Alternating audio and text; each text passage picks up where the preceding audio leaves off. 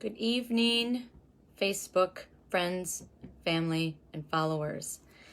I'm doing my first pilot live to my new Facebook group called Intuitive Minds Already Know. So I'm just going to let everybody give a couple minutes. Here is like all over the place. I'm going to give people a couple minutes to get on here, but I want to show you I'm coming live from my newly constructed craft room. So we sheetrocked. We gutted the whole thing. And we sheetrocked it. And we put new windows in. And then I took apart pallets. And we made this beautiful pallet wall. Isn't it awesome? I've got a little meditation station right here. And I got Nigel's little bed down there. Hi, Nige. Baby. And then I got entertainment center right here with speakers and a new TV. And I have all my scrapbook albums up there. So this is where I'm going to be doing most of my lives. Turn it back around. So wait one more minute before I officially go. I mean, I'm live right now, but before I officially go into... Ooh, hello, Holly. I'm glad you're watching. Oh, look at you can see faith and love behind me. Isn't that cool? Even though it's backwards to me. Is it backwards to you, Holly? Feel free to ask questions as I go. I will be watching the comments. Hopefully the comments do come up. I'm kind of new at this. So it's been a while since I've done a live. All right, it's 8 o'clock, 8 bells. Welcome, welcome, welcome to my new created group for myself to promote my business. Hoping it takes off and I can connect with people and get the business out there that I want to be abundant in. So my name is Tanya Tomasevich, and I'm from Bloomer, Wisconsin. And I'm doing this live. I'm going to try to do a live once a week. And it's going to be on different subjects. And it's going to be kind of procedural, like what I've been doing in my spiritual journey. And each week will be a different topic of the steps that I took. Hello, Ashley. Welcome. And I will give definitions and tell you what it means to me, and then share a little bit about my experience and answer questions if they come up. So my group is called Intuitive Minds Already Know. Because if you're intuitive, you do already know. Before you even know, before the thought even gets to your head. So I will get to that. So the first topic I'm going to talk about tonight is intuition. The definition from the dictionary is the ability to understand something immediately without conscious reasoning. So what it means to me to be intuitive, and I'll give you a little backstory. I've always, even since a child, I've always felt that I could read people. I could sense things. If I walked into a room, I could sense the negative energy or the positive energy. And I just was easily connected to people based on that feeling and based on that intuition. And I could read people, like a good judge of character, I would classify it as, if you've heard that term before. Years ago, in the beginning of my journey, which I did not know it was a journey, I was just really interested in a class regarding, I thought it was on meditation. So a girlfriend and I went because I was really looking forward to sleeping better. And I thought that if I could learn how to meditate, that I could sleep better. So years ago, I attended an event titled Spiritual Awakening. And at the time, I thought it would teach me how to meditate. But what I got out of it was so much more than I could ever imagine, and which brings me here today in my spiritual journey today. For me, intuition I've always felt it, but honestly, I didn't know that I had the ability. I felt it, and I'm sure there's more of you out there like that. But my husband and I, in this February, we went to a wellness, like a, what do you call it? Like a show where they had people that do Reiki and people that do oracle cards and tarot cards and selling crystals, and there was psychic readings. And so we went to this event with just a curiosity, just to see what it was all about, maybe to, buy some trinkets or some crystals or whatever. So we sat down and we had a couples psychic reading. And the first thing he said when we sat down was, I don't know why you guys don't have a table here. And Travis and I just looked at each other and was like, okay, what are you talking about? And he pointed to me and he says, well, you could do readings. And he looked at Travis and he said, you can do Reiki. You could have a table and you could do your Reiki healing. And we just kind of looked at each other. I said, well, he's more sensitive. And I pointed to Travis and he disagreed. And he's like, no. He's like, you have the ability to read people. And long story short, we did finish out the psychic reading and we both left feeling very empowered, very inspired, and confirmed a lot of things that Travis and I both experienced along our lifetime. And Travis, up to that point, was Reiki certified. He had taken certification, and I did as well, but I was not practicing at that time.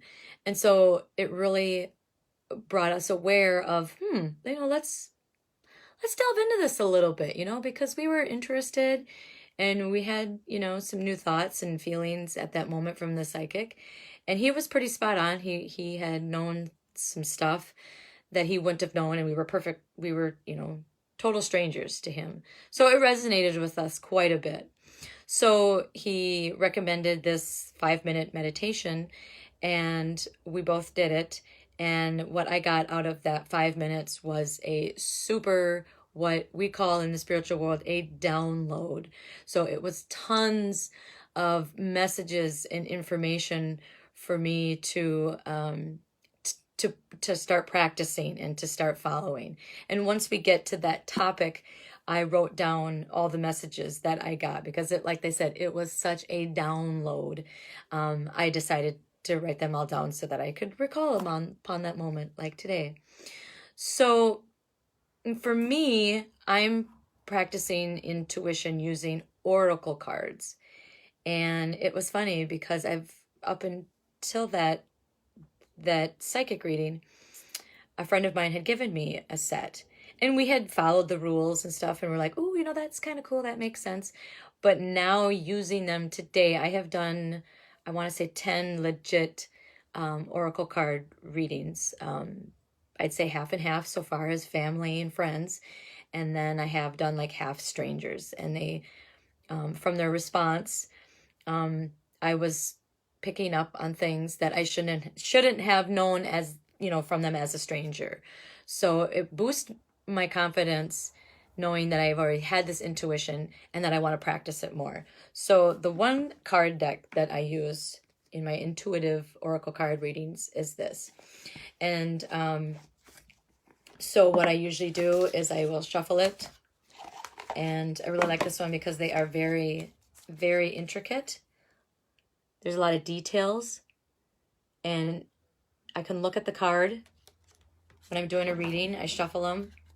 I can either do like a 3-card or a 5-card. And I look at each card. Usually the client will either have an intent.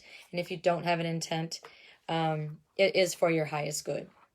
So I'll shuffle them, pick out 3 or 5 cards, and then I'll look at them, and then I will get intuition. Like I will get messages, and they're not thoughts, because the intuition, how you know the difference between intuition is intuition starts in the heart before it actually gets to the brain. So what I've learned along this way is, and for me, my arms get tingly. My arms get tingly when I'm practicing or going to get a message, or I'm talking about getting a message and wanting to get a message with the intent or manifesting. And so I get like a physical sensation. And so my heart doesn't palpitate, but I have heard that that has happened before. So it makes sense because intuition will start in the heart, and the heart is basically its own brain. So your intuition, those messages will start in the heart, and as they travel up to the brain, and that's where they become the thought. And then for me, an intuition I know it's an intuition because I'll either be doing something totally random, like at work, and I'll be like getting a thought. I'll be like, where did that thought come from? And it can be about somebody I haven't seen in a while, or a reading I've done months ago or weeks ago. It'll just pop into my head. So I pause and I ask Spirit, okay, is this real or is this my judgment? And then I usually get another message, and then usually another one after that. So the heart processes the info 1 second before the brain. So that's how you know, like, kind of like finishing somebody's sentence or thinking something and then the phone rings. That is that energy created in the heart, that 1 second before it gets to the brain. And it's just like, it's amazing how many times that has happened to me, even before I joined this lifestyle. So hello, Elise. I'm talking about you and the cards you gave me. Elise gave me these, I believe, as a Christmas present one year. So it made total sense when I was told we do have a psychic coach. Travis and I do see a psychic coach. She's not just a psychic coach, she's a coach. She's like a life coach, but she helps us along our journey to ascend and to expand our abilities. So I had these cards the whole time, and I started meditating, and I just wasn't dialing in. And so I asked my coach, how do I dial that in? How do I stay on task? How do I keep my brain from staying in the meditation session? And because I was just getting lost, like, I was creating a shopping list, or I got to do this, or I got to do that, or, very distracted, easily distracted during my meditation. So she told me to use oracle cards. And I'm like, oh my God, I already have a deck. So I really started using the deck on myself. And I just started with like kind of immediate family and some close friends. And then I started reaching out or being suggested to do readings on strangers. So that was the first deck that I have. The second deck that I told I needed to move on from that deck and get a new deck is this one, the Crystal Spirit. Oh, shiny squirrels. Yes. Hello, sister. Yes, I used to get very distracted during my meditation. And these are a little different. So you can't really open them up before you buy them. So when I did buy these, this is what they look like. There's a word, which is the crystal, and then a number, and then there's a little bit of detail in there, but nowhere near the details, let me try to find one here that's really detailed. Like this one. There's a lot of details in that one. So for me, I can get a message, an intuitive message. When I'm meditating, I can get them when I'm talking to a friend or at work. I do get a lot of them at work, and I think it's because I need to be still and calm your mind, basically. And I think that's why I get a lot of messages at work, is because I'm sitting down and I'm calm. I'm not like running around or exercising or whatever. And, that really helps if you calm your mind and find a quiet space to be. You don't even have to meditate, just a quiet space, and, ask Spirit your question, and then pause, and then see what you get for your answer. And sometimes I have to question even the answer. Like, okay, was this me? Was this my judgment? Was this my thought? or was this spirit sending me a message?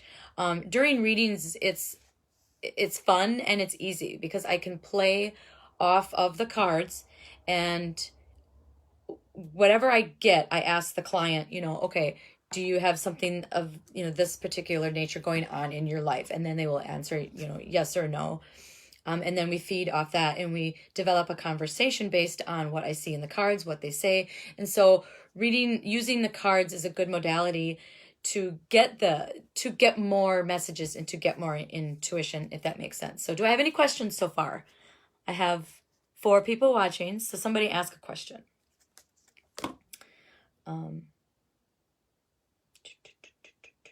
So how do you know, until somebody asks a question, I'll keep talking.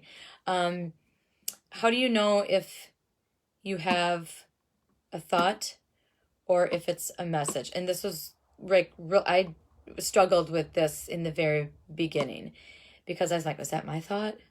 Or, is that my thought based on my past experiences, based on my judgment, based on my pre-programming, based on society? And intuition has 0 judgment, and it's emotionally neutral. So sometimes our fear will trigger that thought. So then you just have to pause and kind of dial it back in and then ask the question again, or ask, is this me or is this the message? And eventually, in the beginning, I had to do that more and more often. But now I trust Spirit, and I trust that he's legit and that my messages are legit. So I don't find myself doubting myself, I guess, if you call that. So back to the heart process. So the intuition starts in the heart. And I had an experience, and this didn't make it made sense to me then, but now it makes like more sense to me now after I was introduced to this. So that the intuition starts in your heart, and some people have like palpitations. So for instance, this experience I had, I wanted to promote my reading abilities, and I thought I would do like a Facebook post, and I just said, pick a number and I will read you your oracle card reading out of the deck. So I believe I was using this, and I wasn't really going to read them, but I was just going to let them know that I took a picture, and I sent them a private message sending them the picture of the card and then snippets from the book. And it was kind of fun, but doing that all day, I actually developed like my chest was like pulling in and also pulling out. I had like a really heavy chest that day, and I wasn't sick, and I wasn't getting sick, and I hadn't been sick. And it happened like, it started in the middle of the day, which that was like, I had probably 10 or 15 people that had responded to my post. And then at the end of the day, through the day and the end of the day, it was getting worse, and it was getting tighter and tighter. And what I learned by doing that is I didn't set protection, because I was getting so much feedback. And you can get remote. I can do remote readings. I done one, and it was kind of pretty cool. It wasn't as personable. I really enjoy the one-on-ones because they can touch the cards. I can see their reaction. They can feel my physical energy, and I can also feel them. So it's a more physical connection for me, but it remotely does work. So if you're interested and you're far away of doing an oracle card reading, I can do remote. So that day I did not set a protection for myself. And I think what was happening, my husband and I talked about it afterwards, is that I was absorbing everybody's energy. And it was just so much for me to take in, because I wasn't really ready to take that on. So can you imagine what I would have felt like if I would have done 30 physical readings that day? I probably would have been exhausted at 10. Because when I do one, I sleep really good that night, and I'm in a really good mood the next day from the reading. So it enhances my expansion. Where was I? Oh, so I should have set a protection prayer going into that Facebook post that I did. I should have asked for protection against absorbing any negative energies that does not serve me. So now when I do my readings, I have a little, oh, you're interested in a reading. Oh, perfect, Ashley. We can set that up. So what I do now is I have a routine that I do. I use my crystals, whatever kind of calls out to me. I have this is my foundation one. This is always either in one of my hands when I meditate. If I'm going to see my coach, I usually take this, and I usually add in one that I'm feeling. I also have, this is Snowflake Obsidian. This is for a protection. This is, I forget what it is. I think it's the magnet one, but this is also for protection. And then I will set up, I do amethyst because that's like the universal stone. Healing, love, protection. I have a bunch of other ones. And then I usually take, I have my stones, and even though they are my stones and I have activated them for me and my purposes, because I have set a protection prayer on these stones, I don't absorb anything. The stones do not absorb anything from my clients that I know of.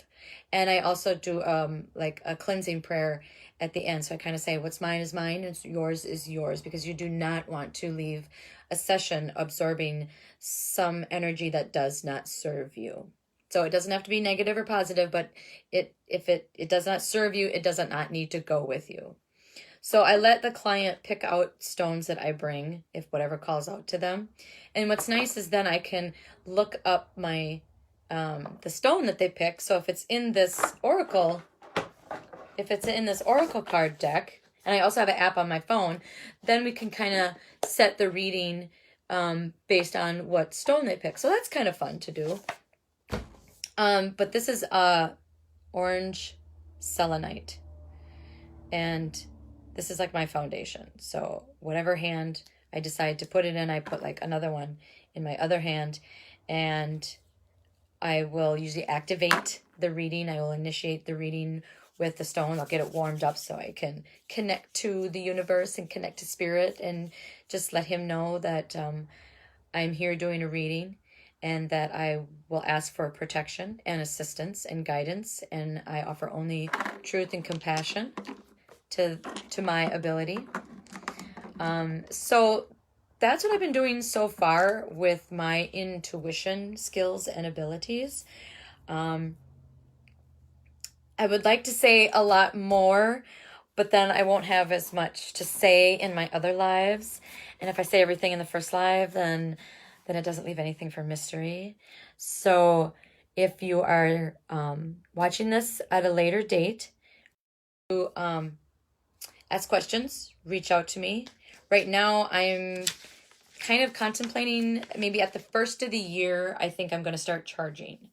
Because technically, I think I've done readings, I can't remember when my first one was. I remember it was summertime. Was it August?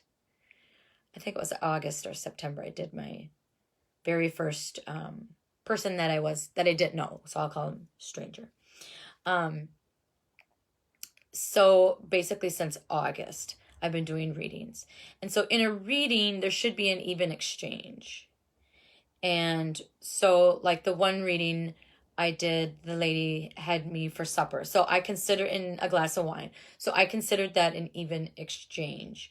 Along the way, it's a lot easier just to offer a monetary payment, because, everybody's got money and they might not have a crafty hobby or something, a service that they could provide as an even exchange. But I am open to crafty things if that is a possibility. If you have a craft that you want to share with me and you want a reading from me, I would love that monetary exchange that way. Let me just check over my notes. So on this journey, I have several subjects that I want to talk about, because since I've been in this spiritual journey, I've gone through many, many, many different experiences. Some sucked, but the end result was for the highest good. Um, Knowing when I basically surrendered to this type of lifestyle. And honestly, um, once you surrender, it's like a marriage. Like it's kind of like you make an inner vow to yourself to surrender to this lifestyle, to learn, to practice, to be open-minded. The first thing you need to realize is that this will change your life. It will change your lifestyle. It will change the way you think about things. It will change your mindset. It will change your attitude. It will change your perspective. Since I have been seeing my coach, gone through releases, gone through many other experiences, surrendered, dealt with my past, that things I hadn't been dealing with that I thought I had not, that I thought I dealt with them, but apparently I hadn't because some of the things started resurfacing. Since I have been committed to this lifestyle, my perspective on life in general has changed. Like there's situations where it's like, oh, why am I reacting this way when I would have reacted like a totally different way, 5, 10 years ago? And it's actually like bringing peace to my life, and I don't worry as much. I'm I feel I've been able to like calm and not have so much energy that I bent up that I don't know what to do with. I no longer do like the extraneous cardio. It doesn't serve me anymore. I do 20 minutes of exercise 2 to 3 times a week. And for you that know me, I used to work out almost every day, faithfully, heavy weights, lots of cardio, lots of different things. And that has changed for me. I feel I don't run as productive in my new life now as I did before. And it totally makes sense because all that extra cardio and all that stuff was not serving me physically. So that has changed. That's a different attitude, different perspective. Just how you think about things, struggles that come up in your life. I'm able to pause, think about the root cause, think about why this actually happened, how I can get through it, and honestly, whatever struggle that comes in my life, I'm catching myself now, always thinking, oh, hello, Kathy. Hello, Kathy. Thanks for coming on. Um, I find myself looking at the struggle as this is a struggle, and whatever I have to feel physically to go through it or emotionally, like if it's hard, I feel like the benefit on the other side, on the other side of this, when I'm all done doing this, is so worth the actual struggle, if that makes sense. And that if you're a close friend of mine, this might go, oh yeah, I know exactly what she's talking about. So a lot of this whole lifestyle has been a huge benefit in my life. And I do believe, I've just got corrected. I do believe that the struggles come into your life because of what you're allowing this type of lifestyle to not run your life, but to help live your life. Because honestly, I don't think I would have gotten through the things that I have gotten through this if I hadn't surrendered to this type of lifestyle. And as we go through the lives, I will get more and more in depth and more personal with you to show you that this can be achieved by anybody. If you want this type of lifestyle, everybody's born with it. We're all connected. It's the law of attraction. We're all from the universe. And anybody can practice this lifestyle. It some people, you might not know you have the ability, so it's going to take you longer and you're going to have to practice harder and to get where I'm at. Now I want to be where my coach is at, but she's been experiencing this since she was way younger than I am, or what, I think I want to say 10 years. She's been in, maybe longer. But there's people that are very, very young. Like they are intuitive at 5 years old. And if they can get a coach, or they have a good resource and they have a good support system, they can figure out how to channel that and not be afraid of it and not dismiss it and not hide it. And I think a lot of us, we think it's wrong, or we think we're going to get picked on. And so we have to accept that this is just who we are supposed to be. And I have accepted that this is who I am supposed to be. This is my purpose in life. And just by doing these lives, it helps me put it in my thoughts, and it helps me get it out. And somebody watching might think, oh my God, I know exactly what she's talking about. I know I felt that, for years as a kid, or I'm just starting to experience that now. And I just want these lives are us, these lives and this Facebook group that I created is a safe space without judgment and without politics and without any negativity. And I invite anyone to this Facebook group because I feel the more I can talk about it, it helps me. It helps me get it out. It also puts it into the universe, and hopefully it will get the word out there, and I can do more and more readings. And that's the end result. So I'm starting with the lives, starting with the group. Eventually, I want to someday have pretty much a full-blown business. So when I retire, that I can just do this, and it'll be like a retirement hustle, I call it. So if nobody has any questions, I'm gonna end this at a half hour because I feel that's enough time to be talking into a phone. Thank you all for watching and joining the group. I'm open to talk about different subjects or topics. As I said, this is also a Q&A, and because I can go on and off topic just like that. Shiny squirrels, you bet, sister. So please ask a question. Please reach out to me for readings at your convenience. Like I said, Ashley, I can do a remote. So reach out to me. I think you have my text, my cell. If not, private message me.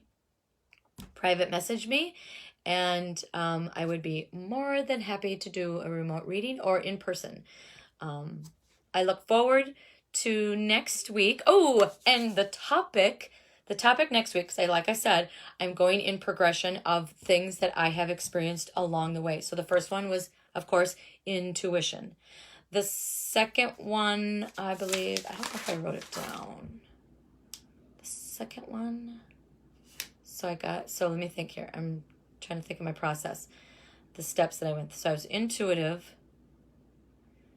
and then I think I'm gonna so I'm gonna probably do like a combo next time because I believe these two are interconnected. At least they are for me. So I'm gonna talk a lot about the law of attraction, and I'm gonna talk a lot about positivity, because having a positive outlook in life truly, hello Travis, you're just missing the tail end, but I'm sure you've heard all about it. The next live I will be doing is the subject of law of attraction and positivity, because after I went to that event, like I told you in the beginning, it was like years ago with this friend of mine. We went to an event.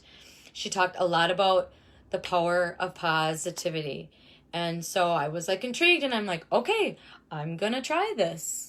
And actually it has changed my life, just having a positive outlook on life, a positive attitude. And even when I caught myself being negative, it was like, oh, I'm aware, self-aware. That's also going to be a topic in the future.